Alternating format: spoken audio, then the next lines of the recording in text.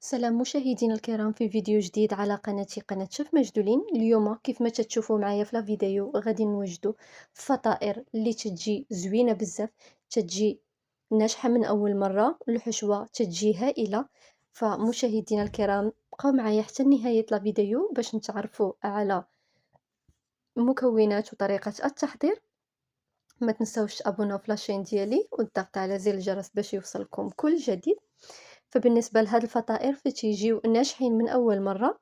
فبلا ما نطول عليكم ونمشيو باش نتعرفوا على المكونات ديالنا واللي غنحتاجو فيهم: زلافة عامرة ديال دقيق أبيض، نص زلافة ديال دقيق الفينو، ملح حسب الذوق، ملعقة ممسوحة ديال سكر سنيدة، نصف ملعقة صغيرة ديال خميرة فورية، ربع كأس ديال زيت زيتون. نخلط النواشف ديالي مزيان. من بعد مشاهدينا الكرام غادا نبدا نزيد بشويه بشويه ديال ماء دافي حتى نحصل على القوام اللي بغيت. فبالنسبه للعجين فخاصها تجيني خفيفه بزاف. من بعد ما جمعت العجين مشاهدينا الكرام غادا نزيد 2 معالق كبار عامرين ديال الزبده.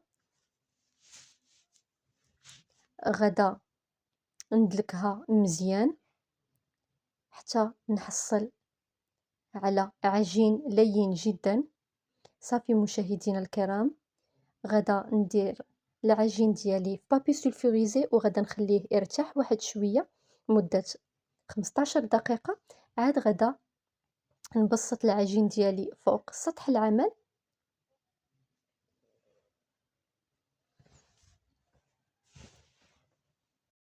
فمشاهدينا الكرام هنا تيكون دقيق الفينو هو باش غادا نقرص العجين ديالي.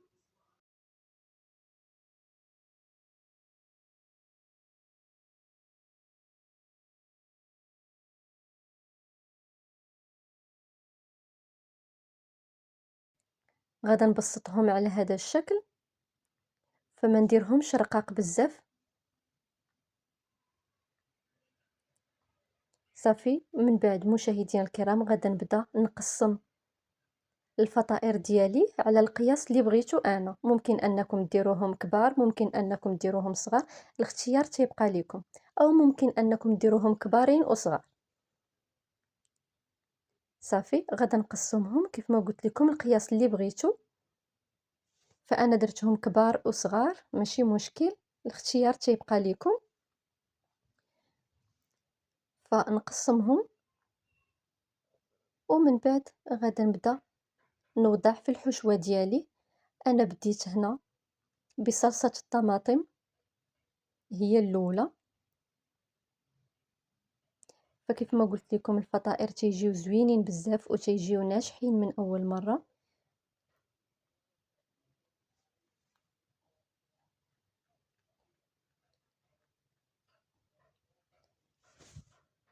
غدا ندير عليها طون. فبالنسبه لهاد الفطائر فتيجيو لذاذ بزاف، فكنصحكم على انكم تجربوهم مشاهدينا الكرام وتجاوبوني في لي كومونتير. ما تنساوش الضغط على زر الجرس باش يوصلكم كل جديد.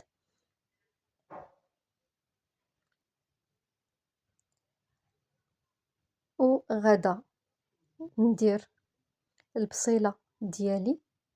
من بعد ما قليتها واحد شويه في شويه ديال الزيت، شويه الابزار، شويه المليحه، صافي نخليها حتى طيح. عاد غدا نديرها فوق الحشوه ديالي. ممكن انكم تستغناو على البصيله، فانا تتعطيني مذاق جميل جدا، هادشي علاش نديرها. وغدا ندير جبن مبشور اللي غادي نزيدو في الاخير.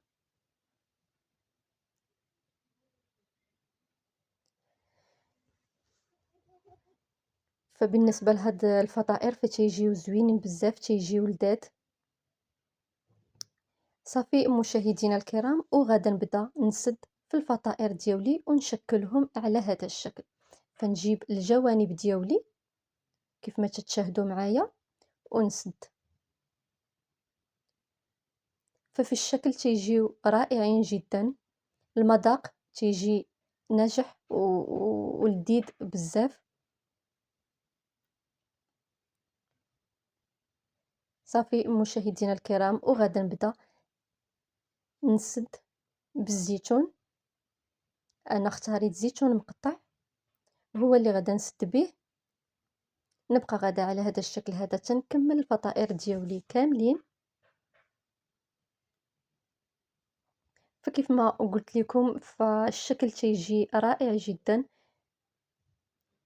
نبقى مشاهدينا الكرام غادا على هذا الشكل تنكمل الفطائر ديالي كاملين. فكيف ما تتشاهدوا معايا تيجيو زوينين بزاف، تيجيو عامرين، هشاش عجين قطني، وتيجيو ناجحين معنا من اول مره. فما عليكم الا تبعوا المراحل اللي تندير والمكونات اللي تنديرهم باش ينجحوا معاكم من اول مره.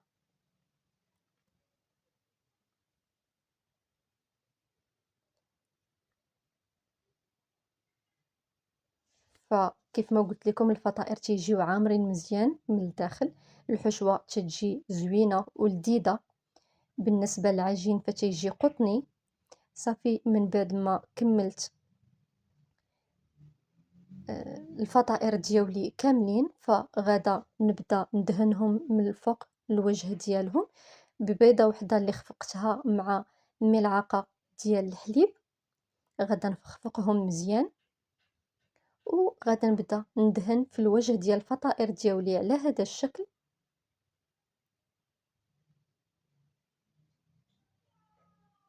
ممكن انكم تزينوا باش ما بغيتو، فانا اختاريت نزين من بعد بافو. ممكن انكم تزينوا باش ما بغيتو، لكم الاختيار. صافي هنا في هذا الوقت مشاهدينا الكرام تنكون سخنت الفرن ديالي مزيان. وبالنسبه للفطائر ديالي فخاصهم يطيبوا على عافيه مهيله، ما نغفلوش عليهم.